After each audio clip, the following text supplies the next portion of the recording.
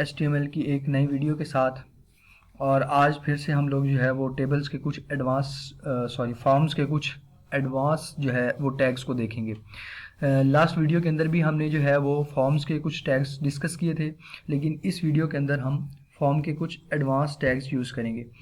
Last video में जो हमने टैग्स यूज़ किए थे हम उनको ज़रा रिकॉल कर लेते हैं। जैसे कि हमने इनपुट टाइप के अंदर हम लोगों ने टेक्स्ट यूज़ किया था। टेक्स्ट के साथ हमने रेडियो बटन्स लगाए थे। रेडियो बटन्स के साथ हमने चेक बॉक्सेस को यूज़ किया था और हमने सबमिट बटन भी लगाया था। सो फ्रेंड्स, आज की इस वीडियो के अंदर भी हम लोग कुछ ऐसे ही काम करेंगे, फॉर्म के ऊपर काम करेंगे और फॉर्म के अंदर कुछ एडवांस टैग्स हम लोग यूज़ करेंगे। सो गाइज, हमारे पास जो नेक्स्ट टैग है वो बटन से ही रिलेटेड है, लेकिन इस बटन में और जो हमने लास्ट वीडियो के अंदर बटन यूज़ किया था उसके अंदर एक थोड़ा सा डिफरेंस है। इस बटन के अंदर हम लोग कुछ इस किस्म का वर्क करेंगे जो कि लास्ट में हमने जो वर्क किया है उससे थोड़ा डिफरेंट होगा। ये बटन थोड़ा सा डिफरेंट होगा। यहाँ पर आप ऑन क्लिक का टैग यूज़ करेंगे और ऑन क्लिक के अंदर आकर हम लोग अलर्ट को यूज़ करेंगे। जैसे कि हम अपनी स्क्रीन के ऊपर देखते हैं, हमें जो है वो एक किसी भी जगह क्लिक करने के ऊपर एक मैसेज शो होता है और वो मैसेज क्या होता है, हमें कुछ ना कुछ इन्फॉर्मेशन दे रहा होता है या हमें अलर्ट कर रहा होता है या हमें वार्निंग दे रहा होता है। अब जो कुछ हम इसमें टाइप करेंगे वो हम जब इस बटन ऑन क्लिक के ऊपर क्लिक करेंगे तो हमें वहाँ पर जो है वो शो होगा पॉपअप में। तो सपोज मैं यहाँ पर लिख देता हूँ कि ये जो है वो हेलो वर्ल्ड। और गाइज, लास्ट के अंदर हम इसको कोई ना कोई वैल्यू दे देंगे और वैल्यू में जो हम लिखेंगे वो हमें अपने बटन के ऊपर शो होगा। यानी कि अगर मैं इसको लिख देता हूँ क्लिक मी या सपोज चेक मी, तो ये क्या करेगा, अब मैं इसको सेव कर लेता हूँ और ये आउटपुट स्क्रीन के ऊपर मुझे कुछ इस तरह डिस्प्ले होगा। अब ये यहाँ पर लिखा हुआ है क्लिक मी। जब मैं इसके ऊपर क्लिक करता हूँ तो ये देखें यहाँ पर मुझे एक मैसेज डिसअपेयर होता है कि ये मुझे क्या शो करवा रहा है कि मुझसे पूछ रहा है या मुझे एक इन्फॉर्मेशन दे रहा है कि अब ये देखें आपने जो बटन लगाया है वो कुछ इस तरह से वर्कआउट कर रहा। गाइज, हमारे पास जो नेक्स्ट टैग है वो इनपुट टाइप के अंदर कलर का टैग है। अब हम लोग कलर का टैग यूज क्यों करते हैं,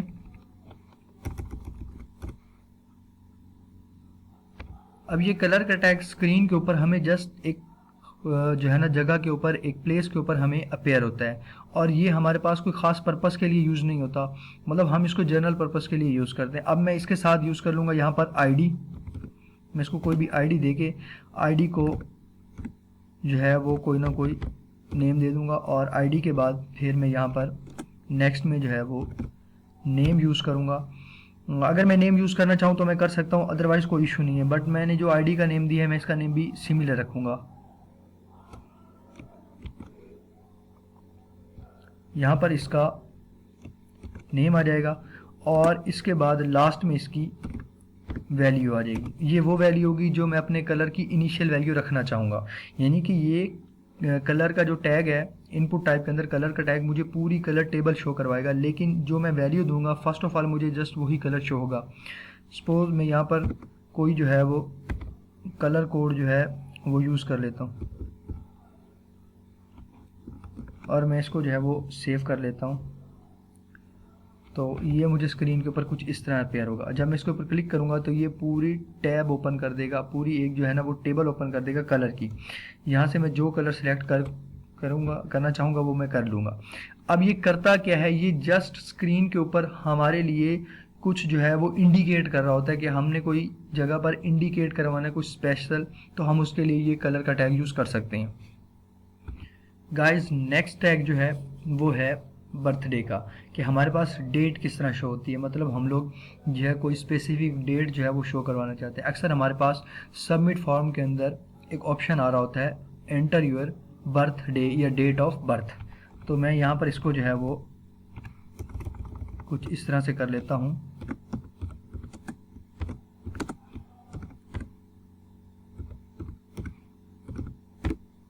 डेट ऑफ बर्थ।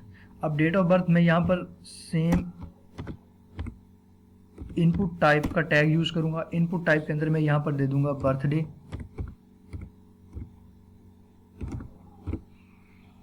और इसके बाद मैं इसको यहाँ पर आईडी दे दूँगा, और इस आईडी के अंदर भी मैं इसको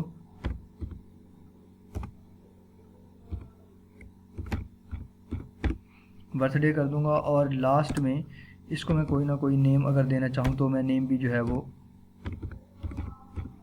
इसको दे सकता हूँ।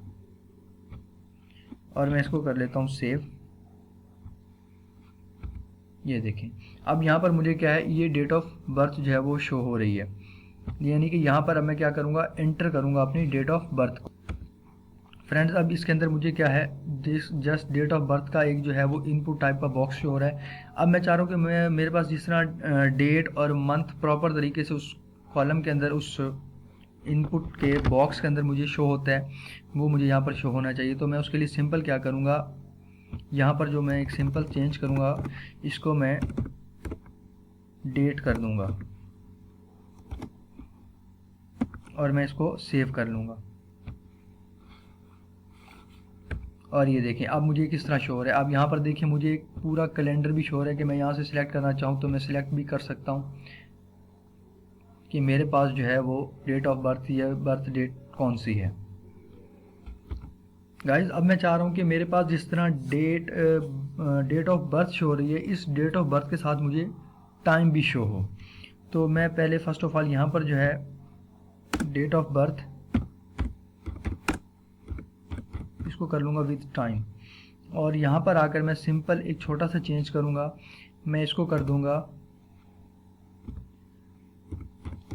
डेट टाइम लोकल कर दूंगा मैं इसको। जैसे ही मैं इसको डेट टाइम लोकल करूंगा, मैं यहाँ बर्थडे के साथ टाइम को भी मेंशन कर दूंगा।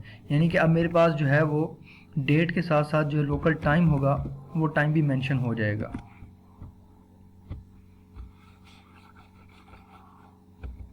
ये देखें कुछ इस तरह से अब ये मुझे शो हो रहा है कि यहाँ पर मुझे क्या हो रहा है, ये डेट शो हो रही है और इसके साथ साथ ये देखें अब मुझे मंथ भी शो हो रहा है। यानी कि मंथ भी और डेट और टाइम दोनों तीनों चीज़ें जो हैं वो इस एक इनपुट टाइप के एक बॉक्स के अंदर मुझे शो हो रही हैं कि यहाँ से मैं जो है वो टाइम सेलेक्ट करना चाहूँ तो मैं टाइम भी सिलेक्ट कर सकता हूँ डेट के साथ साथ।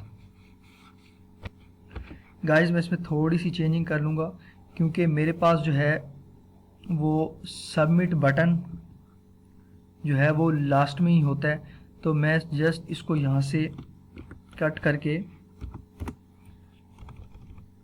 लास्ट में जाकर यहाँ पेस्ट कर दूंगा, जिससे मेरी जो फॉर्म की सेटिंग है वो जो है वो सेट हो जाएगी कुछ इस तरह से। गाइस, फायरम के अंदर हमारे पास जो नेक्स्ट टैब है वो है हमारे पास फाइल का, कि हम लोग फाइल को किस तरह से एलोकेट करते हैं। फर्स्ट ऑफ ऑल मैं इसके साथ जो है वो लेबल को यूज़ कर लूँगा।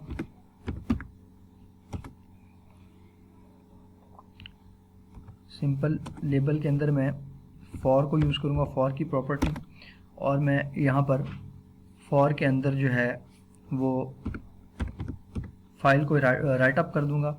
फाइल राइट अप करने के बाद जो है वो यहाँ पर मैं एक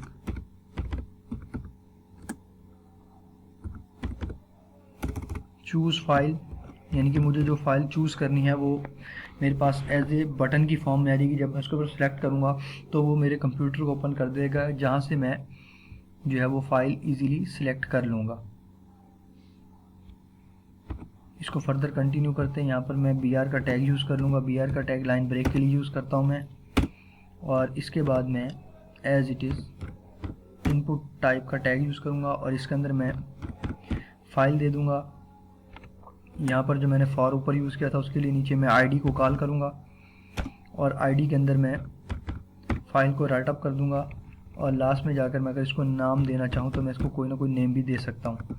अब मैं इसको सेव कर लेता हूँ और ये देखिए इसकी जो मुझे आउटपुट है वो कुछ इस तरह से शो हो रही है, यानी कि चूज़ फाइल और यहाँ पर लिखा हुआ है नो फाइल चूज़न। जब मैं इसके ऊपर क्लिक करता हूँ तो ये देखिए इसने मेरे सिस्टम को ओपन कर दिया, यानी कि मेरा कंप्यूटर यहाँ पर ओपन हो गया मेरे पास। अब मैं जो यहाँ से फ़ाइल जो मुझे वहाँ पर पेस्ट करनी है वो यहाँ से सिलेक्ट कर लूँगा तो मेरी फ़ाइल सिलेक्टेड हो जाएगी। गाइस मैं दोबारा से थोड़ी सी इसकी सेटिंग जो है वो इसको चेंज करूँगा, क्योंकि जैसे मैंने आपको बताया हमारे पास सबमिट बटन हमेशा लास्ट में होता है। तो मैं इसको जो है यहाँ पर पेस्ट कर दूंगा और पेस्ट करने के बाद यहाँ पर एज इट इज़ BR का टैग यूज़ कर लूँगा। नीचे मैं इसके साथ भी BR का टैग यूज़ करूँगा और फिर मैं इसको सेव कर लूँगा। ये देखें अब इसकी सेटिंग जो है वो कुछ बेहतर हो चुकी है। गाइस हमारे पास जो नेक्स्ट पे टैग है वो हमारे पास नंबर का है, कि हम लोग जो है वो अपने पास नंबर लिमिट रखते होते हैं, कि हमारे पास एक लिमिट आ रही होती है कि हम कोई ना कोई नंबर सेलेक्ट कर सकते हैं। तो हम उसके लिए जो है यहाँ पर नंबर का एक टैग यूज़ करेंगे एज इट इज़, जैसे कि आपको नज़र भी आ रहा है कि मैं यहाँ पर राइट अप कर रहा हूँ। हमारे पास नंबर बिटवीन 1 to 5 या 1 to 10 जो भी हम इसको सिलेक्ट करना चाहें।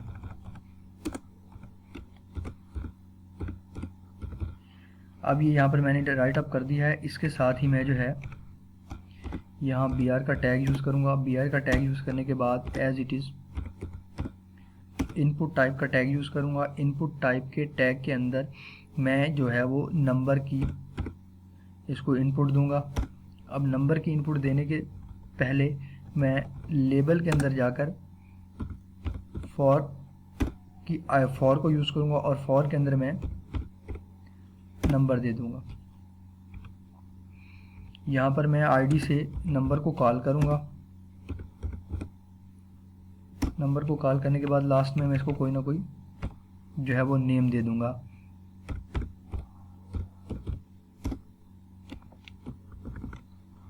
और मैं जो है वो इसको सेव करने से पहले एक छोटा सा काम करूँगा कि अब मुझे नंबर की लिमिट देनी है कि मेरे पास मिनिमम नंबर में क्या शो होना चाहिए। मुझे मिनिमम 1 शो होना चाहिए। क्यों?